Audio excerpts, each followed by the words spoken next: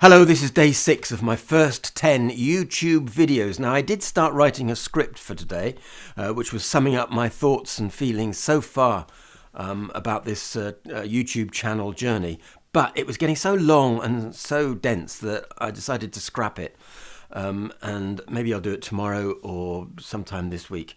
I've still got 4 more to do after this, but I do think it's important to just keep going on your promise, a self-imposed promise in my case, to make 10 videos by the end of January. And there's only a few days to go, so I've just got to put something out there to do it. That is my first lesson, and my only lesson if you are just starting out on a YouTube channel. Make a promise and then stick to it. However, I'd also like to say a big thank you once again to my subscriber, Future Eden, who's left another really positive message for me. And you know, it really does help when somebody leaves a positive message when you're just starting out. So it's something I'm trying to do when I'm looking at YouTube channels from people who are just starting out now, is to leave a positive comment, because it really does make a difference. So thanks once again to Future Eden. And it doesn't matter if, like him, you know, you're on the other halfway around the world or something. It's just great to get something like that, so thank you. Today, what I want to talk about is looking at what you're doing from a different perspective. And I can tell you why this came about. I was working yesterday morning, so I couldn't make a video yesterday because in the afternoon we'd booked to go to see an art fair, which I think was called the London Art Fair, rather imaginatively. And I think the idea, we measured up our wall in the kitchen, and I think the idea is we thought, okay, let's see if we can find a painting that would be really nice in the kitchen. But it's one of those fairs that when you get there, the art gallery owners are there, and you sort of look at the prices, and they're like £35,000. So you're looking at a piece of art, and you have to do that. You can't just sort of walk away and go, oh, I can't afford that. You have to say, yeah, I like it, and it seems to be the right size. How much is it again? 35. Yeah, I do like it, but I just wondered if that blue, you know, might clash with our fridge or something. I'll come back to you. It's one of those art fairs, you know, some nice stuff there, but I can't really afford any of it. However, the perspective thing came to me because it's down in Islington, so it's in central London. And when I travel in London, if I go into town, I'll take the train or the tube, or if I'm working, I might have to drive. It's a nightmare driving in central London, so you want to avoid that at all costs. So the overground trains weren't working, so I get the tube. The tube was closed. The tube wasn't working. The underground wasn't working. So we had to do something that I haven't done for years, which is get a bus. Now, I don't know if you know about buses. I don't really know. I've never understood. Well, I understand buses. I know what they're there for. But it's the numbering system. You look at it, people seem to know. They go, oh, that's the number 47. That's the number 142. I know where that. I don't know where these things go. So it's a matter of chance. You get on a bus, you think, down there, and then suddenly it veers left. Where are you going? So, yeah, it was a problem. We were online trying to find this is the right bus to get into town. So what was nice about the bus, suddenly, is because I never get them, you see a town that you've lived in. I've lived in London for over 40 years. And you suddenly see places that you know. From a different perspective, you're kind of looking down on London life. And somehow the whole perspective changes.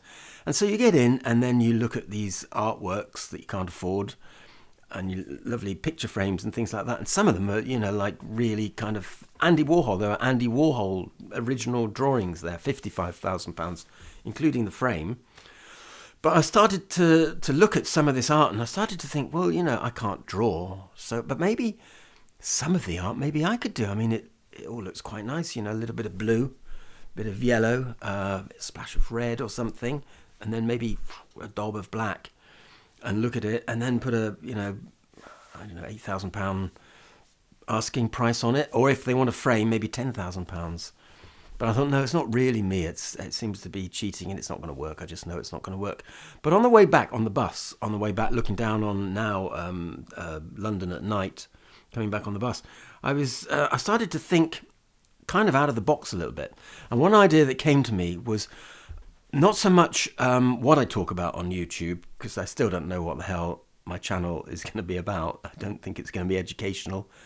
I hope it's going to be a bit entertaining, but I really don't know quite what it's about. And I came up with an idea of putting a picture frame into your channel. So you are speaking from a picture frame. And I started coming with this idea of making a kind of satirical channel, that maybe that picture has been sitting on somewhere like, I don't know, it's sitting now, what's topical, sitting on it's in the White House, and it's looking down on Elon Musk and Donald Trump talking, and you can say things, this is what they said. Or it can be historical. You can be in the court of Henry VIII or something like that, as this painting on the wall, and you can be looking down like a fly on the wall of places. And I thought, that makes a lot of sense. Whether I'd want to do that forever, I don't know. But people would remember you because they'd say, who's that guy that does he's the picture on the wall?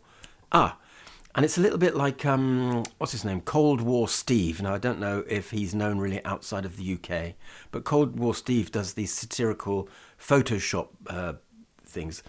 They're not meant to look genuinely real. They're sort of roughly cut out, but they're very satirical, and it's a kind of, well, it is an art form in itself. But you know who he is. You know from that style. You go, oh yeah, that's first. What's it? Cold War Steve. And it's also another thing, coming back on the bus, because you've got a lot of time on the bus. I was talking to my wife about the style of things, and she said, who's Cold War Steve? Who's Cold War Steve? I thought everyone knows Cold War Steve. I said, he's like famous, like Jonathan Pie. She said, who's Jonathan Pie? Because there aren't any jobs left, because the robots have got them. And so it strikes me that on YouTube, when you talk about niche, you might have 20 million subscribers. You might have.